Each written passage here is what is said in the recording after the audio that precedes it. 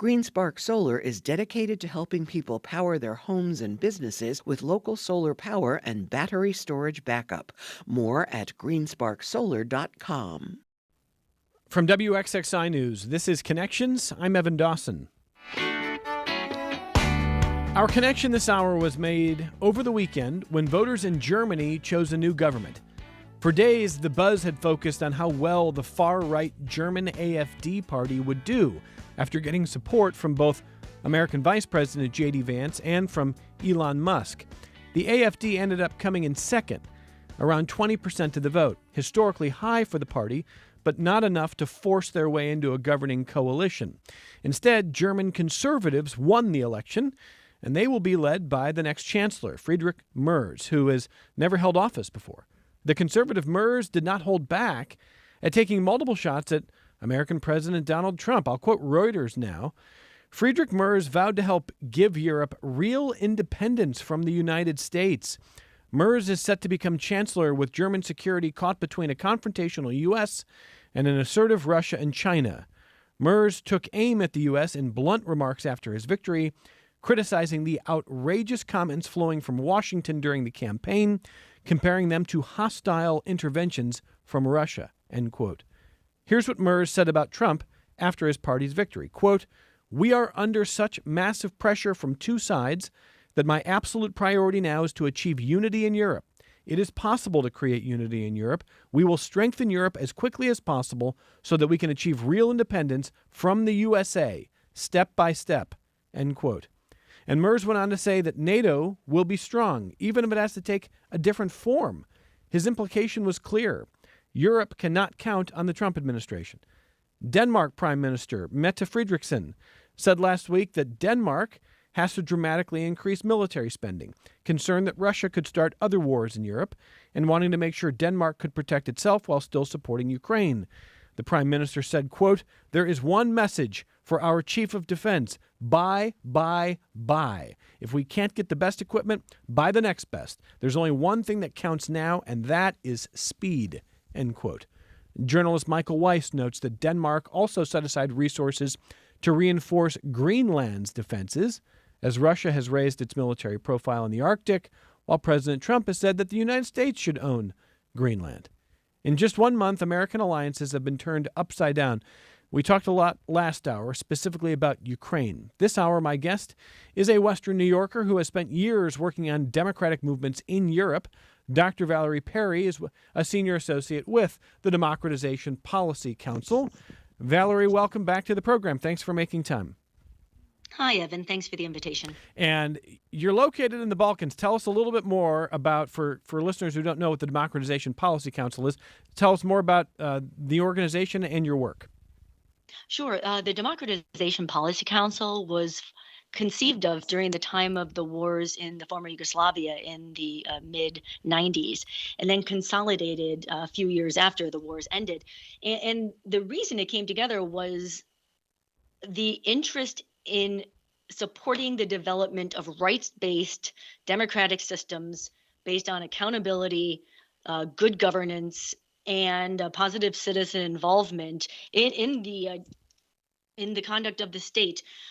Because one of the things that many people began to see was that everybody in the world system could be richer and more secure in a more reliable and predictable rights-based system. Democracies generally don't go to war with other democracies. The more democratic countries there are, the richer they have all been together. And so the DPC was formed to really promote these values and to seek out and work with people who share these values, work with parliamentarians who are looking to support these values, and to try to increase the strength and number of countries that we could say are imperfect, but generally democratic systems. The past several years, though, we have found increasingly that there's a need to look at the so-called consolidated democracies, including the United States, as a number of the cracks within the democratic systems in those other countries have been more and more visible. And of course, following the election for the second time of President Donald Trump, We and a number of our colleagues, a number of people we know throughout the region of the former Yugoslavia, I'm based in Bosnia Herzegovina. Everybody had been looking for with alarm at what might happen with the second Trump administration. And there were some cautious optimists who were saying that he had just been saying what he needed to say to win, and that he would never act on everything he had said. But there were a lot of people who were really worried about what he would do after January 20th. And I'm sorry to say that I think that the alarmists were right, because we've definitely seen since January 20th and 21st a rollback of many of the very institutions, rules, contracts, et cetera, that are at the basis of a democratic society, that are having a huge impact in the United States, but also a really big trickle out impact globally. Well, and Dr. Perry has written, does a lot of work in these spheres, but has written several essays, and there's one that stands out that we're going to post in the show notes if you want to access this program in its podcast form, so you can read more about Dr. Perry's work on this, because we're not going to be able to cover everything. This hour is going to fly. Listeners will continue to share some of your feedback as we talk about these various issues, again, related to some of what we talked about last hour and now sort of broadening out to Europe. And I want to start in Germany if we could, Valerie. I mean, certainly I am not a scholar on German politics, but when you've got an ascendant far-right party that gets a historical high around 20%, albeit not enough to kind of force its way into a governing coalition, and you have a conservative winning group that gets 28%, and the next chancellor is talking about how, hey, NATO is going to be okay, even if it's in a different form, kind of implying maybe the United States isn't involved, or maybe we need to be independent of the United States. Maybe we need to stop relying on them. It was blunt, at least in my ears. How did you hear all of that? Sure. I mean, there had been a lot of concerns that the far right party, the AfD, would do even better than it did. Mm-hmm. And the fact that it did not made a lot of people breathe a sigh of relief. They did the best in the former East Germany, which has been economically depressed for some time, and where we've seen some of these more right-wing movements gain some speed. But what's also quite interesting is that in addition to the Christian Democrats and Merz coming out on top. When you look at one of the left parties, which has been quite small, they got almost 10% and about 60 seats. But even more interesting is that they got almost 30% of first-time voters, showing that while we're seeing some of the same parties, such as Merz's party, continue to do well, and while we're seeing the AfD continue to do well, though not as well as some had anticipated they may do, we're also seeing other shifts going on, which represents really an interest and a desire among especially the young in something new, feeling that the system and the parties they've been seeing for so long have not been working for them. I think a lot of people, myself included, were really shocked when we heard what Vice President Vance said when he was at Munich for the conference about a week and a half ago. And then as well with Elon Musk's comments, basically supporting the AfD. I mean, this is shocking. It's shocking to do this among mainstream parties, but certainly to do it in the way they did. And the notion of any American lecturing a group of Europeans in Munich on what is democracy was seen as offensive by many people. But it's interesting to ponder whether or not that kind of intrusion and hubris could have actually helped people to sort of come out and vote if they might not have been ready to do so. In terms of Merz's strong and immediate words, I have to be honest, I was glad to hear them. I think that there needs to be resolve coming from Europe. And Germany lacking resolve would be bad for the continent in general. The fact that he basically staked out his position immediately, I think, was necessary. It's a good prelude to what we're going to be seeing this week with France's Macron and the UK's Starmer making separate visits to Washington to meet with the Trump administration. And one thing that we've seen is that President Trump plays bully politics. He likes to shake down adversaries. He sees everything as a real estate deal, a winner and a loser there. And he's not as great of a negotiator as he may think. And we saw that in terms of how he's already selling out the Ukrainians, as you were speaking about in the first hour.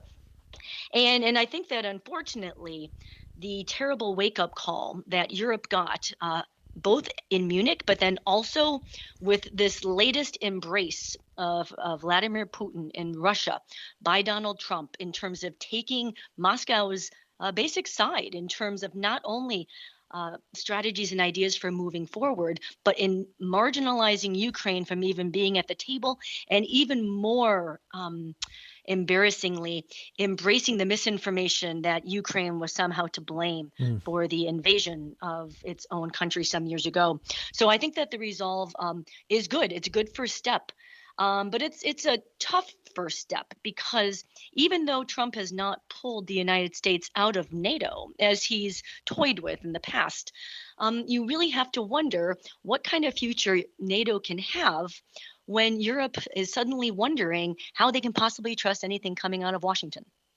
Well, and so now I'm left to wonder, and I don't know if we know for sure, but I mean, I want to get your read on some of the direction that we're seeing with these far right movements. So I use the word ascendant for AFD because they get 20%. That's the best they've ever done. And that is a remarkable number given their history and given, sort of German politics. But you're also telling us that, yeah, there was concern that they could do even better than that. And there was a little bit of a sigh of relief for those who didn't want to see AFD do that well. We saw, in elections in France in the last year, maybe, coalitions form against far-right movements to deny them power in France. And so there are these far-right movements across the globe popping up. They have a lot in common. They're not always the same.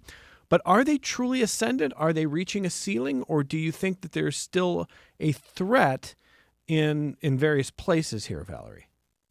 I think one thing that we're really seeing is a dissatisfaction with the large, mushy center that has dominated politics in a lot of the established democracies, going back to the end of the Cold War, sometimes called the Third Way, or other sort of middle ground centrist politics that we saw under Tony Blair, we saw ushered in with the Clinton administration in the US, and even Angela Merkel in many ways, even though she was also with the CDU in Germany, was really sort of holding a more moderate line in support of the globalization of economies, the business as usual in terms of democracy back home, and a lot of the really big economic shifts that we saw coming after the end of the Cold War. And so I think a lot of the dissatisfaction that we've been seeing, which has led to the rise of the far right, reflects this dissatisfaction with the center. Now, in Europe in particular, we've seen a number of countries that have had green parties that have had a very left, not only, but generally left-leaning environmental focus. And they've tended to be a bit smaller and sometimes would get into government through different coalition deals. But we are starting to, again, like I mentioned, see some parties on the left. And this really should be a loud signal to the political elites anywhere who have been in power for some time of just how much dissatisfaction there is. When you look at the United States and the election in November, I mean, it's been painted as a massive a win for the Republicans, for Trump's MAGA movement. But in fact, it's not. That's a narrative that does not really stand scrutiny when you look at the numbers. It did not, Trump did not win 50%, so he did not get a majority. While there were certainly wins in the House of Representatives and the Senate, none of it was as stark as what we've seen in other countries. And I think that's important to point out because the narrative that we've been hearing from the Trump administration and the people who speak for him have been trying to change history by making Americans think it was an overwhelming historical mandate when it was far from it. So at the times when I'm the most concerned and depressed, I try to keep that in my pocket in terms of something to give us hope. No, it's interesting. I think one of the pieces of evidence that Trump himself wanted even bigger margins is that at CPAC this weekend, he told another sort of lie about elections on stage. He said that he actually got tens of millions of more votes in the 2024 election that were counted, and that it was the rigging against him continued. He just had enough in the actual counted votes to win, but the real margin was tens upon tens of millions of votes more, which of course is baloney. but it's an indication that he understands his actual margin was really, really thin. It was a plurality, Sure. not a majority. So, Exactly. No, and I think, I mean, we all know that. We know that that's how he is. What's troubling is when different parts of the media ecosystem don't necessarily fact check any of what he's saying, or might be going along with promoting and disseminating these lies. Mentioning CPAC, though, I think one other comment I would make in terms of your questions and statements about the far right in general. They are very well organized, and we've seen this for a number of years. I mean, CPAC, started out years ago to bring together conservatives in the United States, and that flavor of conservatism has in itself changed over time. But it's also starting to take on more of an international flair. You'll see more people from different far right countries and parties, I should say, from various countries attending such events to sort of bring together like a network of people who are thinking along these lines.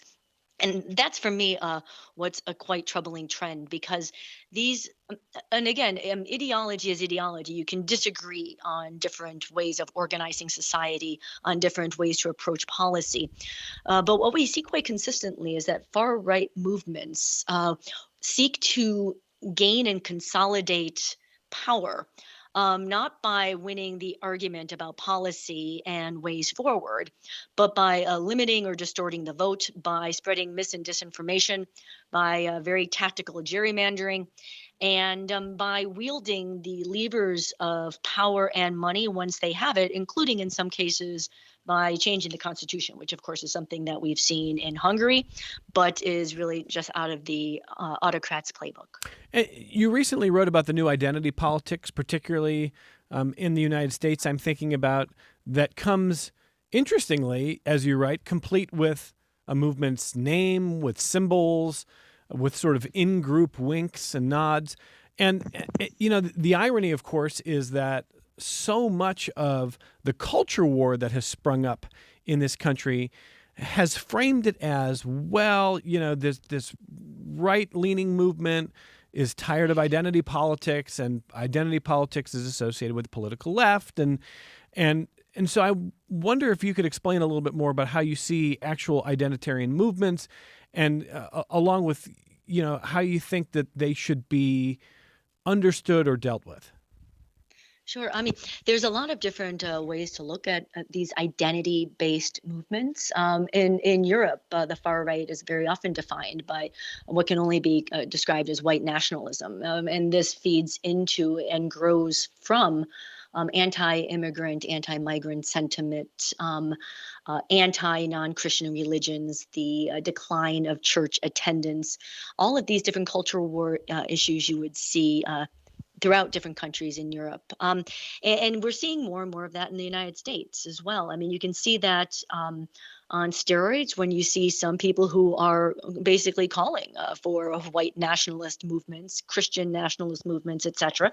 But the more broad-based MAGA movement, I think, is not so grounded necessarily in that specific ideology in terms of an intellectual way, but has bought into the spectacle, has bought into the rallies and the feeling that some elite is listening to them, and that they are listening to the same music, and that they're all there and they're waving the flag, and that they're getting a seat at the table that they feel that they've been denied. But what I think is going to really be an interesting test in the United States of Donald Trump's administration and the Republicans who have fallen in line behind him is going to come out once there starts to be more discussions about budget priorities. I think it's not a huge surprise that coming out of the gate with a series of executive orders coming out right and left, there was a large focus on culture, quote unquote, culture war issues, whether that would be issues related to this DEI boogeyman that we now see, whether that's related to who can play what sports in high schools, whether that would be related to different issues like that. And then, of course, the destruction of USAID to take on foreign aid, which has been something that's been misunderstood by the average American for years. But there hasn't been any movement on the economic issues. There hasn't been any movement saying that Unions should be stronger to help the people. There hasn't been any effort to talk about living wage. There hasn't been any effort to look at pensions, healthcare, etc. And that's telling because that's where the cleavage is between the MAGA base, the people you see wearing the red hats, and the Wall Street Project 2025 type people who have a very different agenda and who have a chance still to benefit what could really be termed as the biggest bait and switch in American political life. We're talking to Dr. Valerie Perry. Valerie is a senior associate with the Democratization Policy Council based in the Balkans. And Dr. Perry is from Western New York, from our area here, but now has been doing work for years on these issues related to democratic movements in Europe. And we welcome your feedback, listeners. If you've got questions, comments, etc., it's 844-295-TALK. It's toll free, 844-295-8255. 263-WXXI if you're in Rochester, 263-9994. You can email the program connections@wxxi.org. I want to spend some time talking about corruption and what happens when we become sort of inured to it. And I want to mention two examples that stand out. Was listening to a conversation with a guy who was on this program a couple of years ago. His name is Zeke Fox, and he wrote a book about cryptocurrency. And he's a really interesting crypto journalist. And he has been chronicling how Donald Trump and his associates have been using cryptocurrency to pump up their own coffers. So one example is just a few days before the inauguration last month, the new Trump meme coin comes out, and then Melania Trump has her own meme coin, and Donald Trump becomes overnight a crypto billionaire. Now, of course, the story with these, as it always is with crypto, is the number goes up, up, up, up, up. A lot of people buy it. It's very speculative. Then it hits a wall, and the bottom comes out. You know, Bitcoin's doing fine, but there's a ton of meme coins that have collapsed like this. But the person receiving, person on the kind of the receiving end like Trump, gets rich pretty quick or richer. So that's going on. And Zeke Fox is saying this should be a huge story because when people are buying Trump coins, he's getting a cut. And there are literally very influential or people who want to be influential with government. They're spending tens of millions of dollars, literally putting money directly in Donald Trump's pocket with this meme coin, which is just worth, which is kind of a silly nothing. And then there's the story of how Donald Trump, who plays a lot of golf, probably the most golf of any president in history, he loves golf. He wants to unite the PGA Tour and the LIV Tour. So these world golf tours that have been warring over Saudi money. Well, Donald Trump wants to bring them together. And one of the results is that we're hearing he wants more tournaments on Trump golf courses. So he and the Trump courses will benefit. And nobody seems to care. It's just that, well, the Trump meme coin, isn't that funny? Oh, he's a crypto. But I'm just trying to picture what happens if Kamala Harris or Hillary Clinton or Joe Biden put out a Biden coin, and in a week, Hunter Biden and Joe Biden were crypto billionaires, not millionaires, billionaires, or that Joe Biden wanted his golf courses to get more events. So he was going to negotiate with the Saudis and with these golf tours. And I think people just don't care. They're kind of just like, yeah, well, it's Trump being Trump. And I wonder what you make of some of that. I mean, those are just a couple of small examples. There's more. But what this moment of kind of normalizing corruption means, Valerie. Sure. No, I mean, it's bad. Do you remember, back in 2016, there was so much very well-intentioned talk about the emoluments clause and how to make sure that this could be enforced and to try to protect against conflicts of interest, et cetera. And Trump more or less got away with all of it then, and so realized he can push these boundaries now. So not only are he and many of in his family and staff, Elon Musk certainly is not disclosing his conflicts of interest, et cetera. It's just a free-for-all, and it's not a coincidence that at the same time as deals like the ones you described are being put together and negotiated in handshake deals by wealthy oligarchs in other countries, that we're seeing the Trump administration completely strip away the laws and institutions and watchdogs that should be preventing such corruption. Now, I know that a lot of people, including a lot of your listeners, would probably think, "Oh, Valerie, come on, politicians have always been corrupt." And you're right, they have. But guardrails make a difference. Let's remember that just under the Biden administration, we had the prosecution of Menendez. We had the case built against Mayor Adams in New York City, and several other high-profile cases. So we saw that this was happening, and this was against, their own party, leading me to be frustrated when I hear people talk about the supposed politicization of the Justice Department under Biden. We can already see that not only is that not happening against people who might deserve scrutiny, but that the idea of a pardon is being used as a political tool. We've also seen that different domestic tools, such as different inspectors general, which should be overseeing these issues, different transparency requirements that should be ensuring that there's some sunlight, different different acts to try to prevent the doing of business by American firms with foreign firms that are corrupt are all being stripped or canceled, to use their language. And while many good journalists are in fact writing about this, I fear that there's not enough discussion of why this matters at the local level and in terms of local journalism and what the impact is. Creating a system where more and more elites and wealthy are able to capture more and more of the economy, and not only exacerbates the inequality that we've seen emerge in the US and elsewhere, which I would also argue has decreased the quality of democracy and led to the rise of the right in particular. But it also basically makes it easier and easier for these same people to use their money to have influence in politics and continually change the rules of the game. And that is also something that we're going to see. And we've seen this in other parts of the world as well. It's very interesting, just a couple hours away from me, one of the most interesting protest movements going on right now globally is happening in Serbia, where students have been protesting for weeks, even months, with increasing numbers and increasing clarity because of their frustration at the endemic corruption in their society that they see is affecting their futures, that is resulting in the deaths of people when contracts go sour and construction is shoddily done, and they're demanding dignity. And so that's been something that's been heartening to see. Will it be successful? We don't know yet. Seeing the new government in Germany, seeing the way Europe is suddenly seeing that they need to think about a future where the U.S. is not only not an ally or a friend, but is a foreign entity that cannot be trusted. I'm hoping that they will find a way to support these students who are really just saying they want a dignified life free from corruption. And I think Americans can learn a lot from this. I think one of the difficulties is that corruption in the United States is so often seen as distant and far away. It's seen as something done by a senator. The Menendez case was so interesting because it was so blatant with the gold bars, etc. But what happens under state capture is everything becomes captured.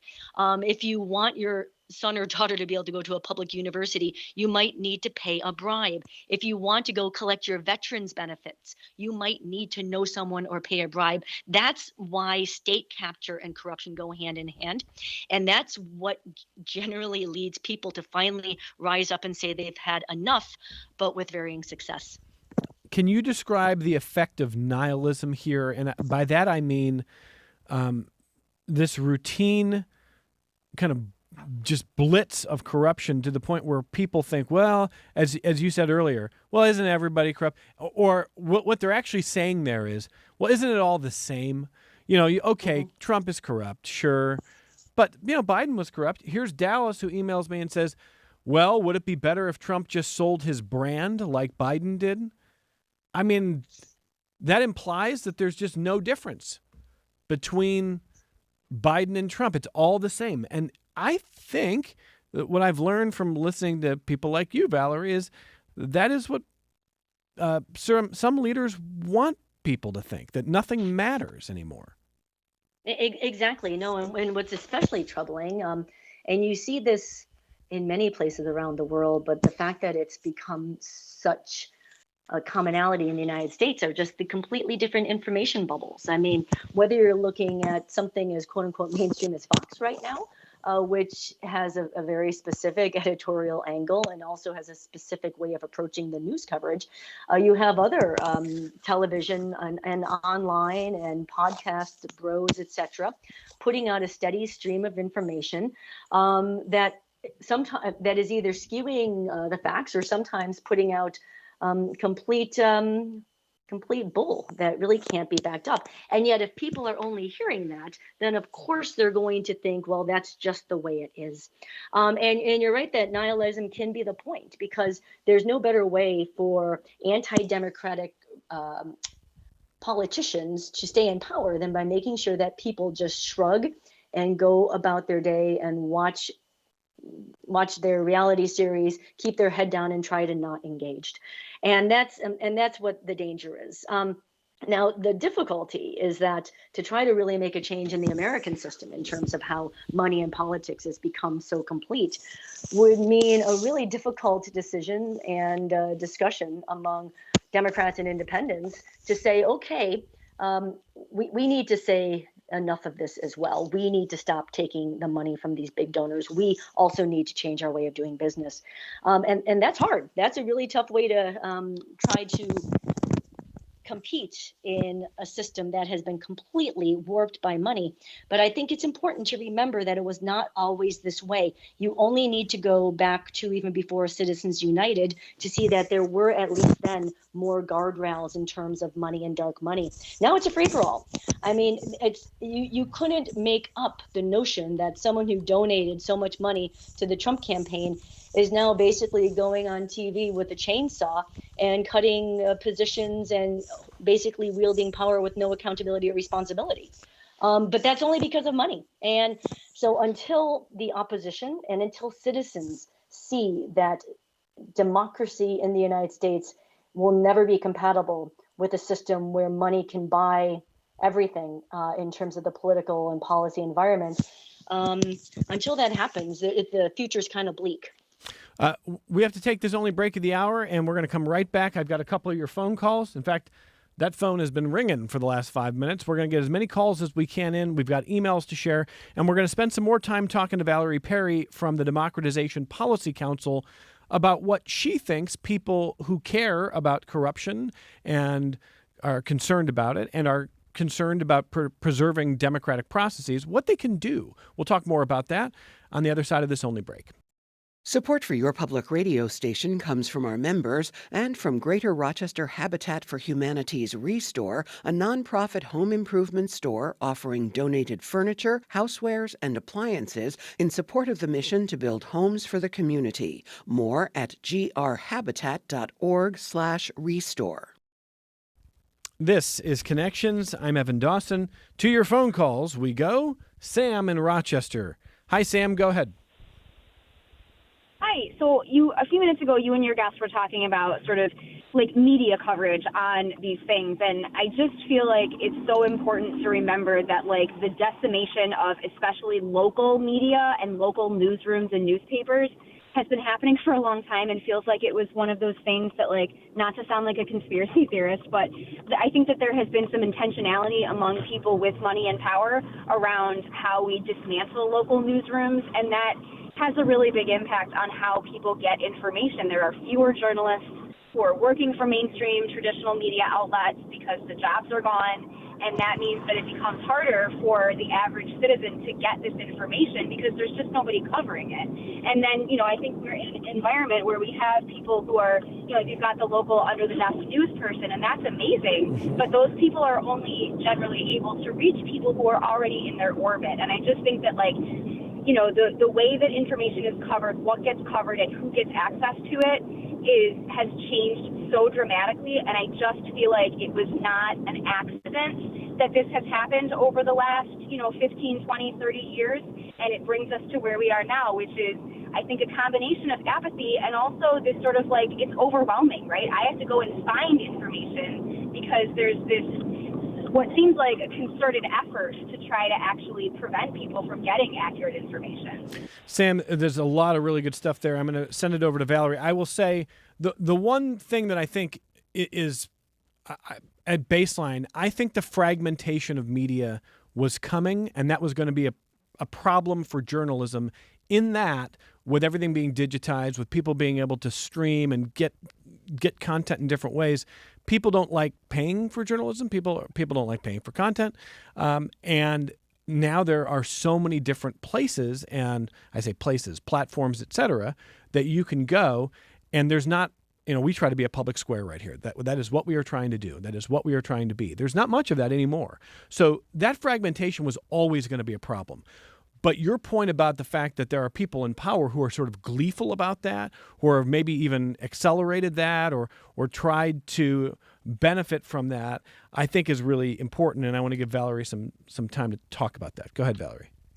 No, I agree completely. I think that it's a combination of the fragmentation of the media that you're mentioning, but also the fact that when it comes to media, which really can be viewed as a public service, market forces don't really work so well, do they?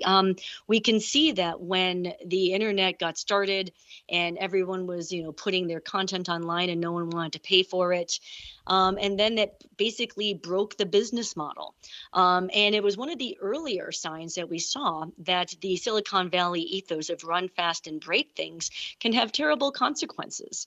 Back then, there was still the thought that was quite naive at the time that the internet was going to open up a world of intellectual possibility and exchange in a positive way, that there could be more good media, more citizen journalism, et cetera. Instead, what we saw was a race to the bottom in terms of expenses, in terms of paying journalists, in terms of investing in local coverage and investigative news, and the decimation of the market. And so that's a conversation I think that we need to have. But I think it's also a cautionary tale in terms of what happens when societies don't have a say in technologies that can run roughshod on their lives and communities. And Sam, I have had political leaders on all sides tell me privately, I don't have to come on your show, and we don't have to answer questions from any journalists. We know how to get the message out to people we want to reach without you now. And that is their decision.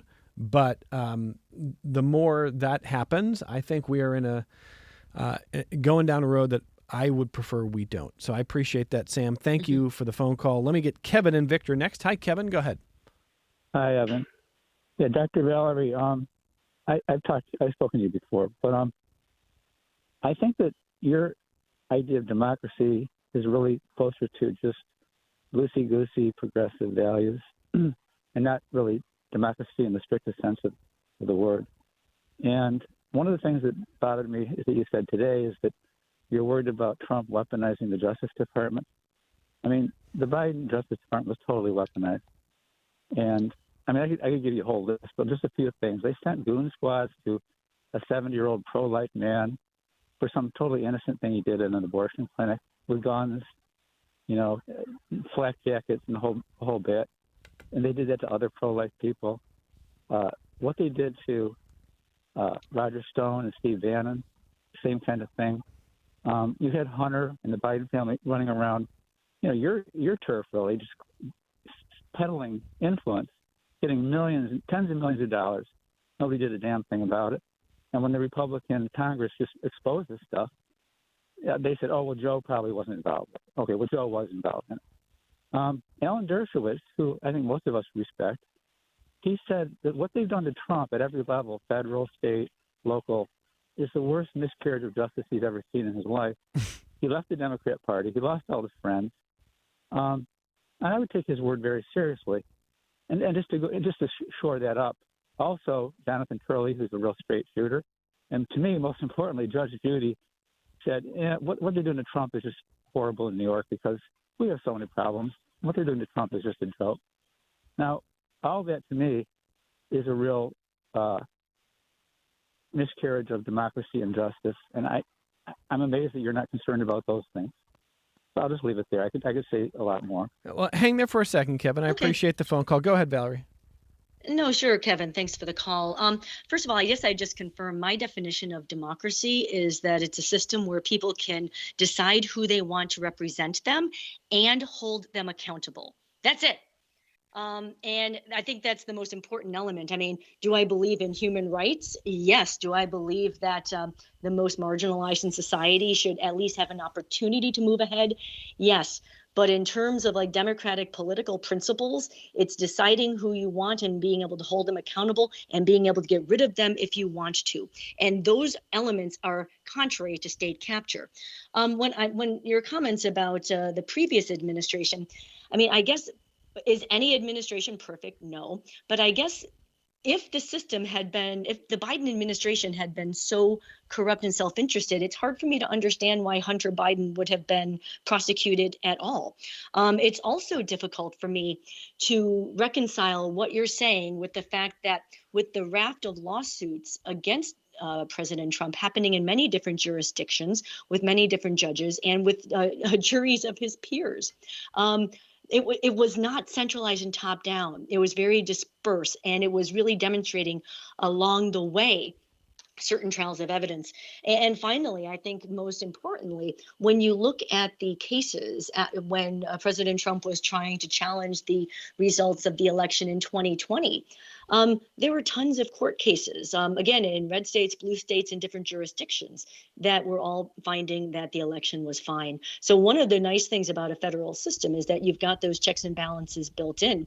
What I do worry about is that some of the politicization that we've seen over years in terms of appointing judges who might be a little bit more willing to take direction from a political leader could threaten that.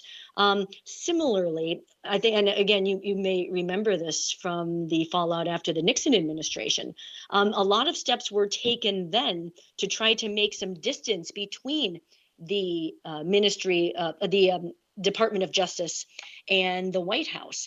And that's been eroded, and that's not going to help you or me or Evan or anybody. So I can understand your frustration, but let's try to sort of get it across the board.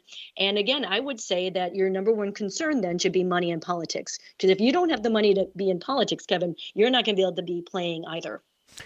Valerie, before I go back to Kevin, I just have to say the Biden pardons on his way out the door strike me as an indication that whole pardon system seems broken to me. What do you make of that? I completely agree. And I mean, and I think that might be something that could bring a fractured American citizenry together. I hope so. Is that no one liked him doing that on his way out. And even many Republicans who voted for Trump did not like Trump pardoning the January 6th insurrectionists, some of whom attacked law enforcement. So again, in a divided society, you need to find those kernels of common ground that you can and figure out how to move forward on that, moving from the local level up. And while the pardon power is basically it's given to the executive, it doesn't mean that it couldn't be changed through a constitutional amendment, for example. Okay. But Kevin, let me just ask you, when I look at democratic movements versus authoritarianism, you had Donald Trump last week calling Vladimir Zelensky a dictator. He didn't say that about Vladimir Putin. He blamed Ukraine for that invasion. He has spoken about, Ukraine having to give up everything. And I wonder, when you look at that conflict, do you see in Trump somebody who is upholding the right of self-determination, democratic values? What do you make of that? Well, I don't want to take too much of your time because I know there's other people, but let me just say that Trump uses words like that just to goad people. I don't think he really thinks Zelensky's a dictator. But here's what I do believe about Trump. Trump hates war. He wants the war to end. His biggest fear is nuclear war. That's why he wants to be on good terms with Putin. That's why I wanted to be on good terms with Putin. I don't like Putin, but I want Putin to like us and to be at peace with us. And as far as money and politics, Valerie, there's way more money on the Democrat side than there is on the Republican side. Oh boy. And look, they spend it on Beyonce and Taylor Swift and all this other stuff. I mean, come on. Okay, well, Kevin, I'll just say, it's pretty amazing watching a president create a meme coin and then just become a billionaire overnight, and then have people still tell me, yeah, but Hunter Biden. Like, I mean, listen, Hunter Biden, that's not good stuff, man. All of that stuff undermines confidence. The Biden pardons, huge problem. But there is just a gleeful leveraging of presidential power for your own enrichment right now. And Elon Musk in there, I cannot believe that Kevin or anybody else would be fine with George Soros running Doge. Just don't believe it. But I could be wrong. Let me squeeze in Kevin, as always. Thank you. Greg in San Diego. Hey, Greg, go ahead. Hi, Evan. How far can the country go with these layoffs, whether it be in Social Security, IRS, the VA? We're losing people who have years of experience. The numbers are being. When will it turn into chaos? What is the breaking point when services provided by the federal government on a daily basis just can't be done anymore? And I guess I fear too with the military. Kind of a second question: if Trump changes the Joint Chiefs of Staff and he gives them the marching orders, how might they not invade Greenland? I mean, it's crazy now to think of that, but if he just fired a few members of That's right. No, he did on Friday night. Yep. Yep. So I'll leave it there, and thank you very much. Yeah, Greg, thank you. I mean, the president fired the chairman of the Joint Chiefs, and he installed someone who told Trump that he would die for Trump. We're supposed to be apolitical in these positions, and we have total loyalists. I mean, so anyway, Valerie, just briefly here, he wants to know, how long can our systems hold with all these firings and layoffs, whether it's nuclear inspections, literally national parks, et cetera, before things start to break down? I don't know the answer to that. Getting closer and closer to finding out. And I think this is what really is the point that we need to remember, is that even those people who might have voted for Trump for whatever reason, did they really vote because they wanted to basically open up all of their private data to private citizen Elon Musk and others? Did they really vote because they wanted to eliminate all of these anti-corruption mechanisms, watchdogs, inspectors generals, Consumer Financial Protection Board, et cetera? Did they really vote because they wanted the United States to be an ally of Russia rather than the democracies of the world? And did they really vote for Trump because they wanted to see vast parts of the federal government privatized? Public wealth and our birthright of national parks, et cetera, the post office, basically groomed and put into a position where they could be put into private hands for exploitation and private profit. And I don't think they did. They might have had good reasons to do it. But again, this is why this was a bait and switch. And I'm glad to see that we're beginning to see more protest. I hope that we'll see more and more town halls. This is making people in red states, communities, et cetera, more and more uncomfortable, as congresspeople and senators need to listen to this, as people are suddenly waking up to the notion that this is having an impact on their communities. We're seeing more and more people organize in terms of just trying to support each other. And I think that this is an extremely important thing to do. Find 5 or 10 people who are also trying to think of how they can channel their energy well instead of just doom scrolling, and jointly commit to doing one thing a day to try to make your community or democracy better, or to help someone who's being hurt. Agree to sort of subscribe to more media and then share what you've heard. Pick a book that will help you to understand history and talk about it, but get involved in some way, because otherwise they're going to try to disempower you. I'm glad to see about the 50-51 protest that was held recently. And I think it's on February 28th, some targeted boycotts happening, which I think are important. Labor unions need to get involved in this. How can the United States say that it's a country that's open and good for business when we now need to question whether or not the U.S. will be good on contracts? All of the contracts that have been canceled around the world related to foreign aid, USAID, et cetera, that was a breach of trust and demonstrates that the U.S. does not have the good faith needed to enter into a business. So I'm hoping that labor unions will get involved in this, because we can also look at some of the labor contracts that are being breached left and right. There's a lot that can be done, and something does need to be done. And I'm glad to see that we're starting to see this coalesce. I think March will be pivotal, because that's where we're going to start to see the discussions about the budget. That's where there's going to be an opportunity to not only see where the Republicans stand in terms of cutting Medicare, Medicaid, Social Security, et cetera, but it'll also be an opportunity for the Democrats or independents to basically demonstrate what they would have done instead, what their priorities would have been instead. Timothy Snyder had made the suggestion of a shadow cabinet, which would be an opportunity for the non-Republicans in federal government to show what they would be doing and speaking from the same sheet of music. What Trump says are not words. That's one thing that we have learned. He's telescoping what he wants to do, and some of it's public, but a lot is going on under the waterline. And every time this happens, you need to wonder, why are they trying to distract us? What are they actually doing that's going to make us poorer and take away more of our opportunity? Dr. Valerie Perry from the Democratization Policy Council. Thank you for being generous with your time. We will share Valerie's recent essay on many of these subjects in our show notes, and we'll talk to you again soon, Valerie. Thank you. Thank you, Evan. You're doing great work. And let me just close by saying, Ted sent me an email saying he thought I was being one-sided by pointing out that Donald Trump didn't have a majority of the vote in 2024. He had 49.8%. Kamala Harris had, I think 48.3%. And he said that, Biden had only 51.3 in 2020. My opinion sounds one-sided. Trump won decisively with the Electoral College. Ted, Trump definitely won decisively in the Electoral College. He swept the swing states 7 for 7. That, in a sense, is dominant. And in the culture wars and in some of sort of the response to these political movements, the political right is ascendant, and Donald Trump did very well in the last election.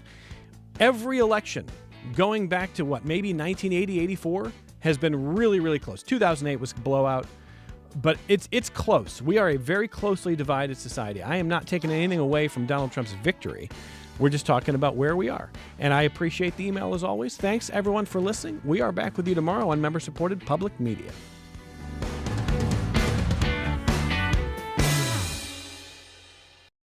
This program is a production of WXXI Public Radio. The views expressed do not necessarily represent those of this station, its staff, management, or underwriters. The broadcast is meant for the private use of our audience.